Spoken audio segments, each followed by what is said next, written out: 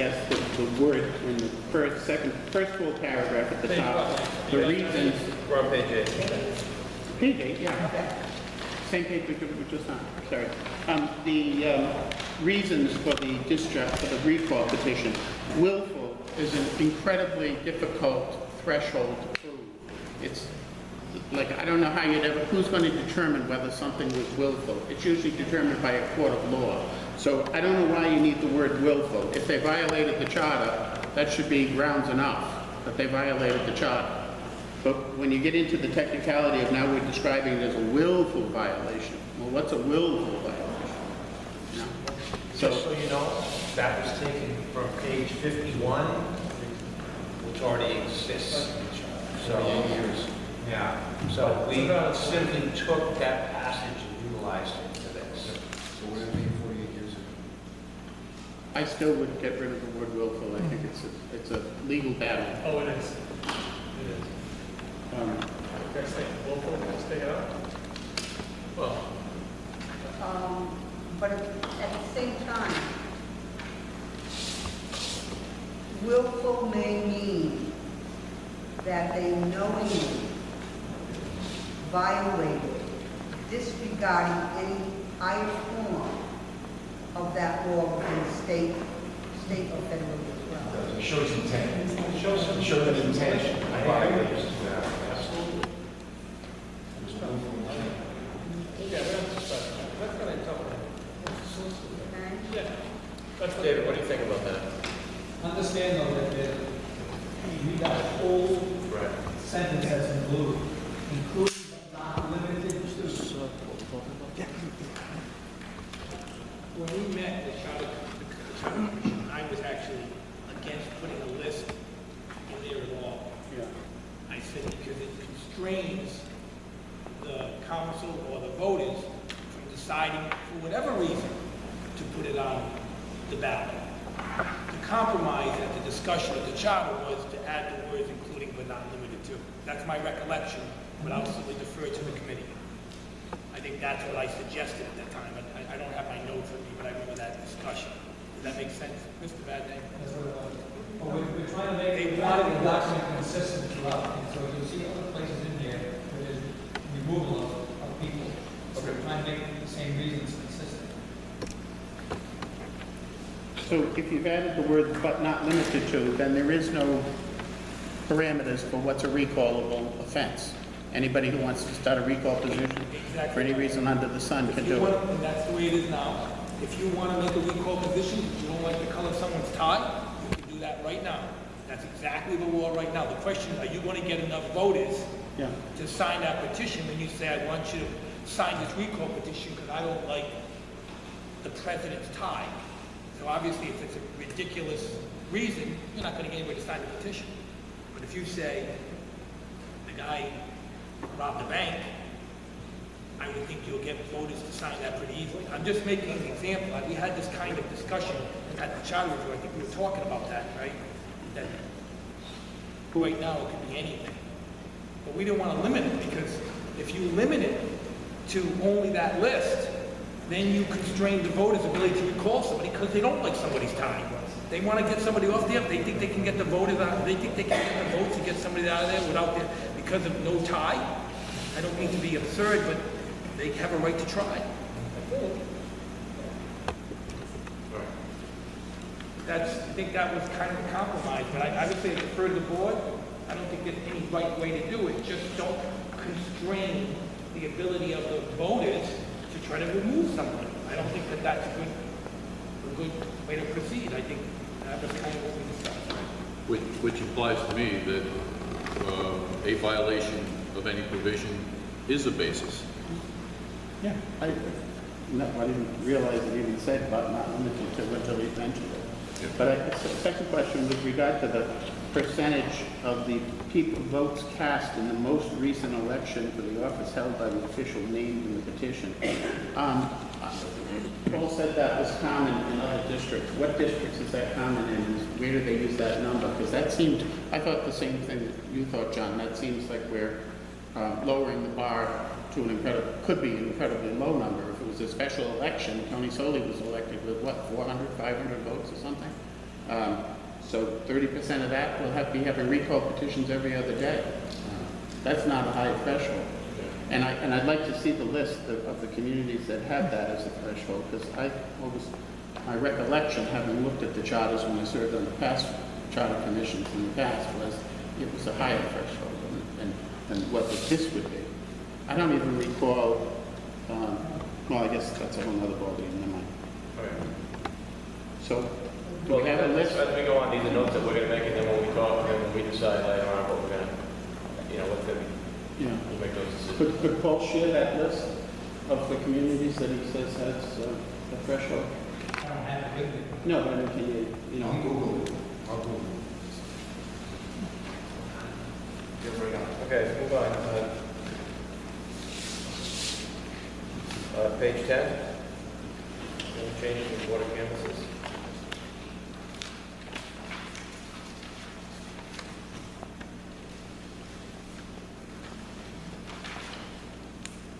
Page 11. Changes with the budget committee. This is asking, was this where you wanted to discuss? Jump over page 10, did you? No, you mentioned it, no, well. Nobody spoke on page 10. Want to go back to it? Did you want to wait because it comes up again? It's up to you. What the president's referring to is that I have a recommendation for change in the process related to the budget committee. So wherever you'd like to hear it, it does involve multiple locations, I think. I have a I do it handout. now, and then we can take it into account as we proceed. Want it now? Yes. Is that okay?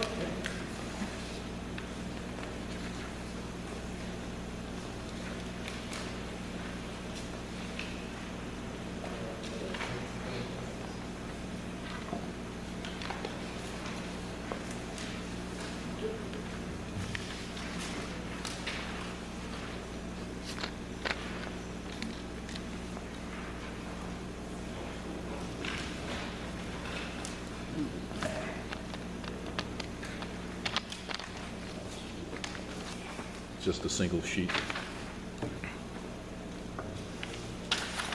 I won't read the whole cover for you, leave that for your later perusal, but basically, my experience in the now 2 budgets, which is not vast. I mean, some of the folks here in the room have had longer time in managing the budget process, but the frustration that has been felt, I think, time and again by our budget committees and the way that the process culminates is something that I think begs for change to both encourage participation on the budget committee and to yield a higher level of analysis of a wider area of interest by that same group of people.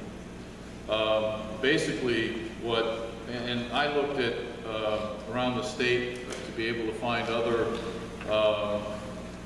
examples. I won't say that it's exhaustive, but I noted in particular Burrillville, Smithfield, and Narragansett, where and frankly, the reality is that many communities no longer have budget committees. They're a process that the budget is developed through the administration, and it goes to the council, city, or town for approval. I still think that we should maintain our budget committee, but try to eliminate the adversarial circumstance that results where the budget committee has a budget, the administrator has a budget, and the council has a budget, and anybody who wants to come forward can put together a budget.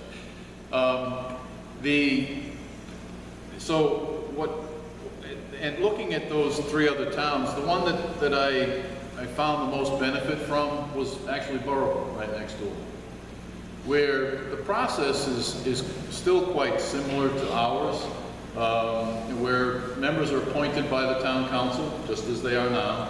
And I was thinking of a broader change in terms of different membership, but I've kind of scaled that back. We've had some discussions about this, maybe one-on-one. But the circumstance of 5 members appointed by a town council, I think, should remain. I had thought about some changes to that, but in retrospect, I look at it and say, no, it should stay that way. They should be the council's representative to the budget process. But the current circumstances, everyone knows, is that the budget committee develops a budget and it goes to the council either in parallel or in I don't want to say opposition, but at the same time that the administrator's budget goes to the council. And you folks sit choosing between the two. And I think we can do better. In following the Borough Guide, the budget committee works with the town manager. And I would propose it should be that circumstance here. Work with the town administrator to present a budget to the town council.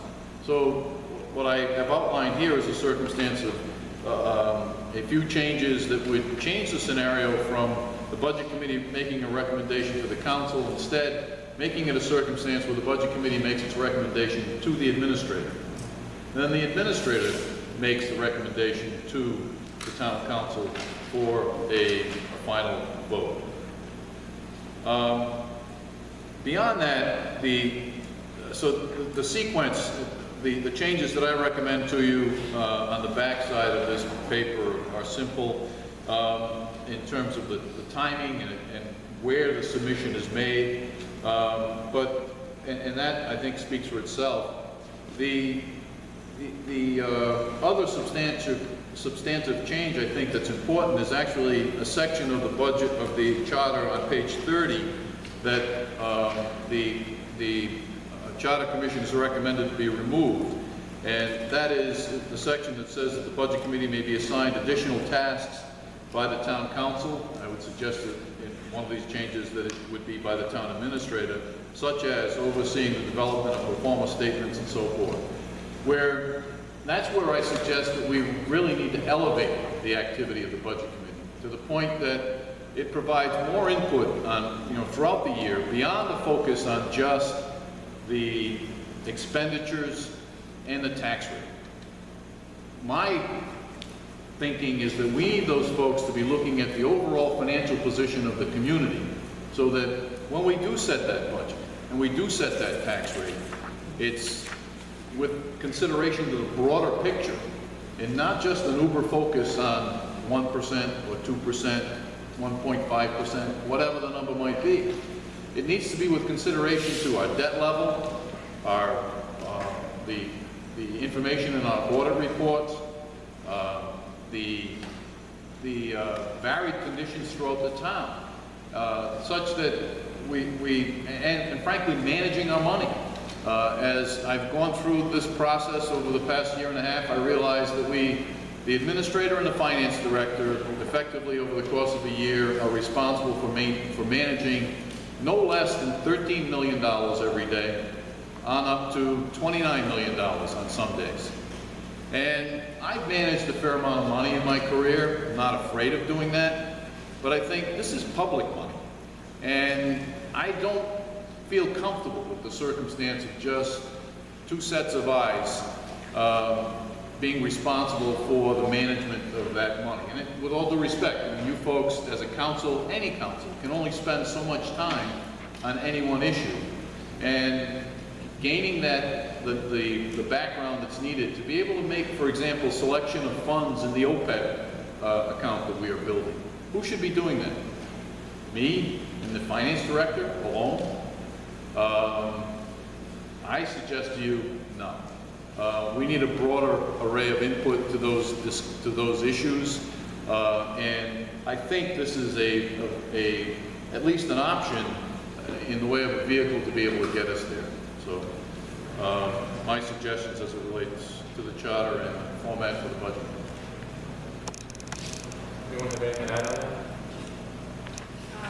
So when we had discussions on this issue, I don't think that any of us felt that there's not a need for there to be a lot of input on the town budget.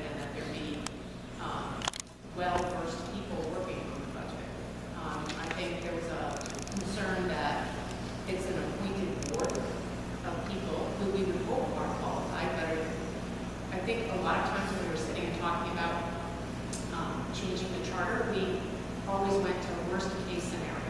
Okay, so these people on the board are not being compensated, they're volunteers, and we can set up qualifications, but how do we enforce that? They're volunteers, right? And are we actually getting resumes? Are we doing background searches on these people? So yes, they're dealing with public money, and I know that spreading the responsibility and spreading and looking for more expertise is important. Our focus was on trying to put more of the burden and the accountability on the finance director and the asset management committee. And if in fact the town needs for our finance director to have an assistant because there's too much money to manage, maybe that's something we could look at, because when you employ someone, you have a whole lot more leverage. You also have a lot more input into their background, their required background. We've historically had a very difficult time trying to get people to serve on boards. It's a lot of time, people are busy. So I don't disagree with Gary that input's important. I just think ours came from, our recommendations came from looking at a worst case scenario and how do you hold people accountable? Do you know what I mean? You would have no recourse if this group of people decided that we weren't really going to allow much to work on the chart. What are you going to do? Take me out of Smithfield? You can't. So I'm just saying that hopefully we would get really good people and we would look for really good people. And we've had historically very good people with the budget committee. I'm not saying we're not, but we were working from a worst case scenario, which is usually how I do my work. What's the worst that can happen? I mean, who would have ever thought that we'd end up with a town council and school committee that lost so many members at the same time, right? So you have to look at all of that and think that way. Tracy, we do vet them. They have to submit a resume. I personally call them up and discuss, especially there's different levels of vetting. But with the budget committee, I personally call up and speak with them about their careers, and I'll look at their resume. I do that. I'm sure other members do it as well.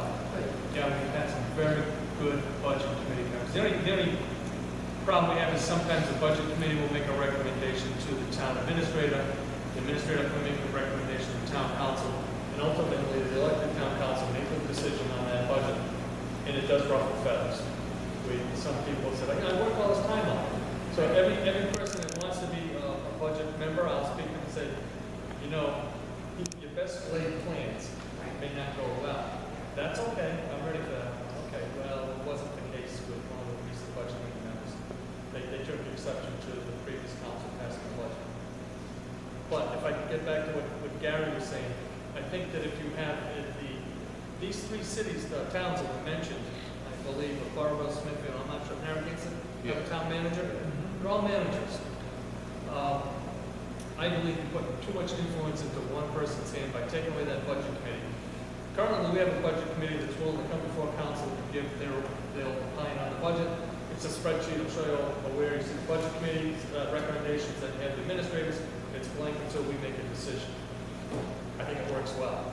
I just think that to take, Gary, no offense, but I just think it's putting a little too much influence on one person to control a budget committee. I would rather see this stay, the elected people from the community having their say than just a town manager or a town administrator taking and synthesizing their thoughts, because somewhere along the line, that one individual's thoughts may overrule the group. I'm a firm believer in listening to a bunch of people and one person. So that's just my thoughts on it. You know, for what it's worth, a member of the budget committee, although they did not verbatim, but did come up with something very similar to what you said and made a suggestion to me. Almost very similar to what the administrator just came up with, and without even having ever spoken to him before. He said, wouldn't this be better if we did it this way, or wouldn't it make more sense to do this way if we had more input? We're in on room one of some of the negotiations, if we're in on this, if we're in on that, so they have a better idea when things came to them. I think work. They have volunteers, and you know, again, I understand that. But so far, we've had some pretty good budget reviews, and we've ended up with some pretty good budgets, so I think the system works. That's just. But after the last budget cycle,